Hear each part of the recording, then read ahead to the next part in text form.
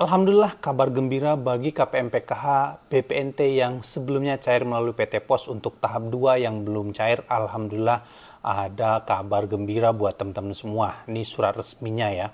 Guys, kalau video ini tembus 300 like dalam satu hari, akan ada hadiah buat teman-teman semua. Dan pastikan teman-teman semua sudah like dan subscribe channel ini. Dah, itu aja. Assalamualaikum warahmatullahi wabarakatuh. Kembali lagi di channel saya Mursidin. Apa kabar teman-teman semua? Semoga teman-teman semua selalu diberikan kesehatan. Amin amin ya robbal alamin. Saya ucapkan terima kasih buat teman-teman semua yang sudah setia mendukung channel ini, baik dengan cara like, komen, subscribe, dan juga share. Dan bagi teman-teman yang baru bergabung dan baru kenal dengan channel ini, mohon bantuannya untuk klik tombol subscribe di bawah video ini. Dan jangan lupa diaktifkan lonceng notifikasinya, supaya teman-teman semua mendapatkan notifikasi pemberitahuan terbaru dari channel ini. Untuk mendapatkan update informasi terbaru dari program pemerintah. Dan pastikan teman-teman semua sudah klik tombol like, bantu tembusin 300 like dalam satu hari, dan silakan tuliskan di kolom komentar kalau teman-teman semua punya pertanyaan.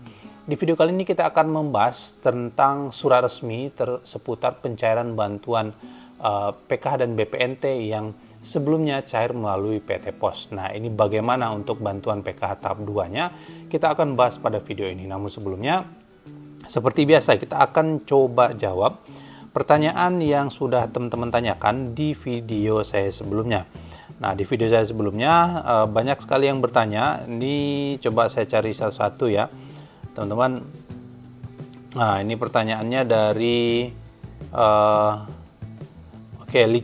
Lilicika. Oke, semoga aja yang tahap 2 segera cair.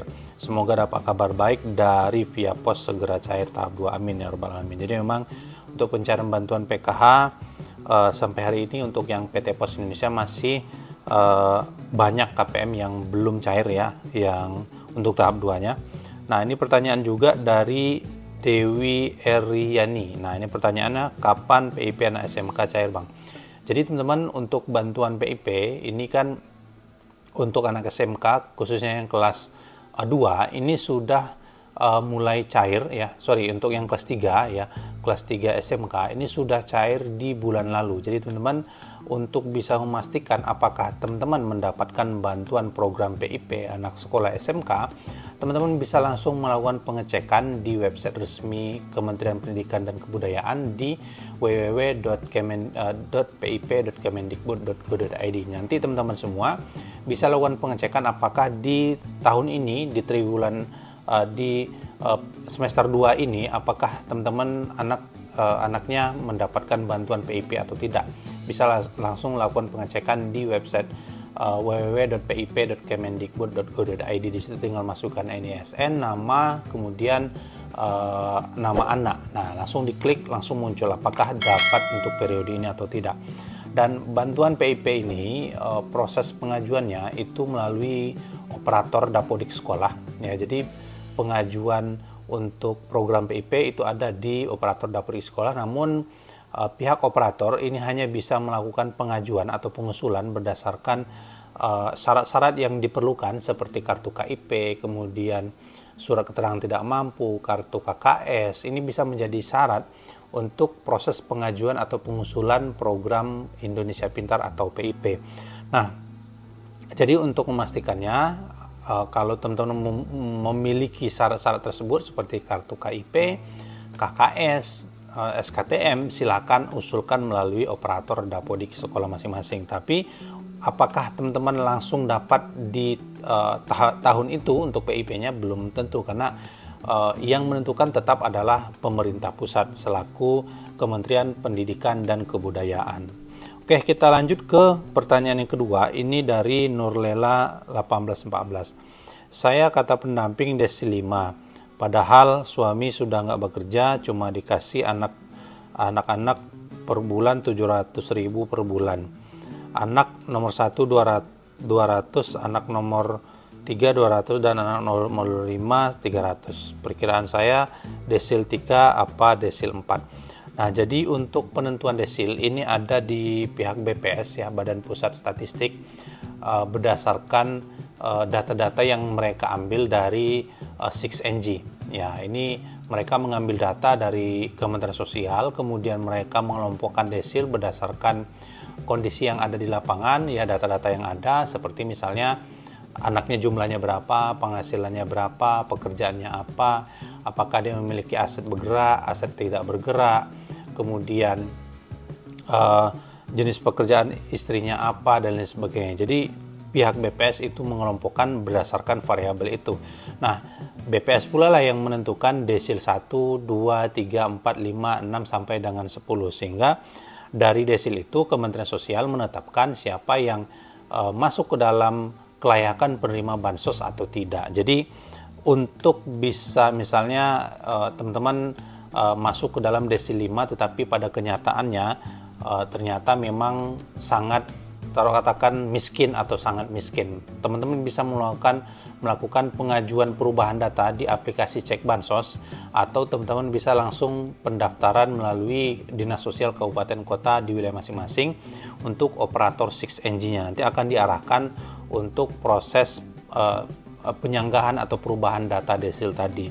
Nah, kemudian kita akan masuk ke topik utama seputar surat resmi dari Kementerian Sosial terkait nasib bagi KPM PKH BPNT yang sebelumnya cair melalui PT Pos. Ini ada kabar gembira, alhamdulillah akhirnya ada kabar terang untuk KPM PKH BPNT yang sebelumnya cair melalui PT Pos. Memang pencairan bantuan sosial melalui PT Pos Indonesia ini sampai hari ini untuk tahap 2 khususnya sampai hari ini belum ada gambaran ya, apakah minggu depan cairnya, kemudian bulan berapa cairnya untuk tahap yang kedua. Namun Kementerian Sosial ini dalam hal ini masih terus berusaha untuk mengalihkan proses penyaluran dari PT Pos ke Bank Himbara, karena penyaluran pada PT Pos itu memerlukan biaya yang cukup banyak, sehingga Kementerian Sosial akan mengalihkan proses penyalurannya ke lembaga Bank Himbara seperti Mandiri, BTN, kemudian BNI, BRI, BSI, dan lain sebagainya.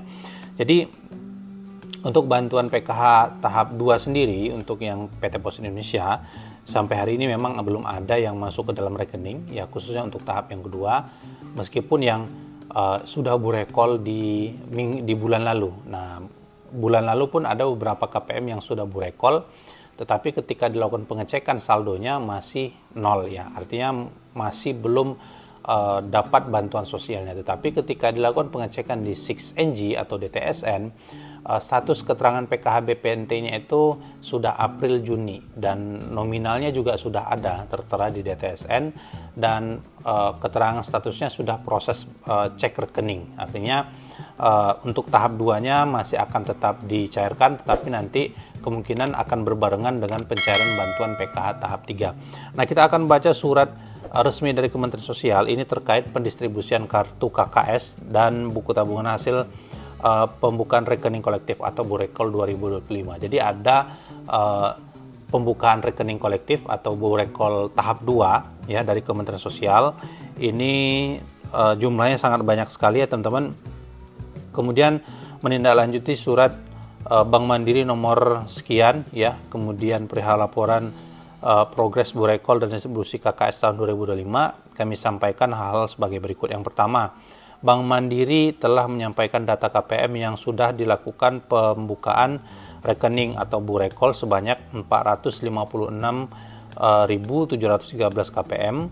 Kemudian yang kedua, berkaitan dengan hal tersebut di atas, Dinas Sosial Kabupaten Kota terlampir agar satu mendampingi Bank Mandiri setempat pada saat proses pendistribusian atas buku tabungan dan atau KKS kepada KPM. Yang kedua, memantau dan mengkoordinasikan proses pendistribusian kembali buku tabungan atau KKS agar berjalan tertib dan lancar.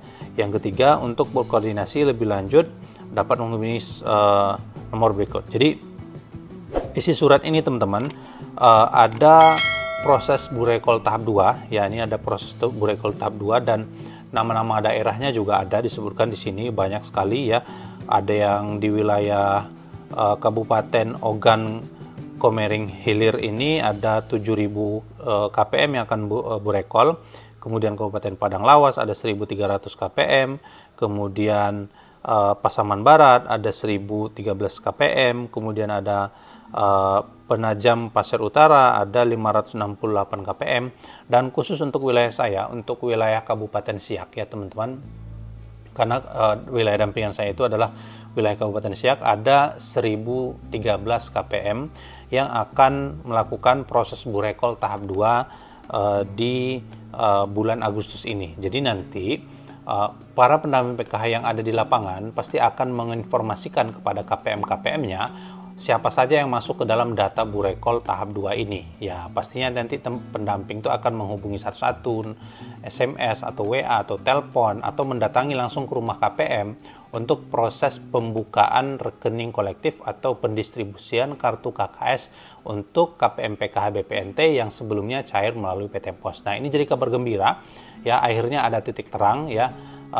Setelah banyak KPM yang menunggu kapan sih pencairan bantuan PKH untuk yang KPM PT Pos, alhamdulillah akhirnya ada proses burekol untuk tahap 2 di bulan Agustus ini. Jadi ditunggu saja teman-teman, para pendamping akan menginformasikan ke teman-teman semua melalui WA, telepon, kemudian langsung ke rumah. Nah, ini untuk proses buka rekening kolektif di bulan Agustus ini, di minggu kedua atau di minggu ke-1 ya, di bulan Agustus. Yang pasti tunggu saja informasi dari para pendamping PKH yang ada di wilayah masing-masing.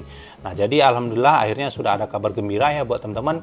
Jadi tidak ada lagi yang bertanya-tanya bagaimana nasib KPM PKH BPNT yang sebelumnya cair melalui PT Pos. Nah, ini sudah ada surat resminya dari Kementerian Sosial dan sudah akan dilakukan proses buka rekening kolektif. Tapi saya yakin ini masih banyak yang tidak juga ya, mungkin karena yang tidak terpanggil untuk burekol itu masuk ke dalam ketidaklayakan penerima bansos. Ya, bisa jadi masuk desil 6 sampai dengan desil 10. Jadi pastikan dulu teman-teman, data teman-teman itu masuk ke dalam data burekol atau tidak di aplikasi cek bansos. Kalau keterangannya proses burekol berarti nanti akan terpanggil untuk burekol. Tapi kalau status keterangannya itu desil 6 sampai dengan desil 10, bisa jadi teman-teman tidak layak lagi menerima manfaat bantuan sosial.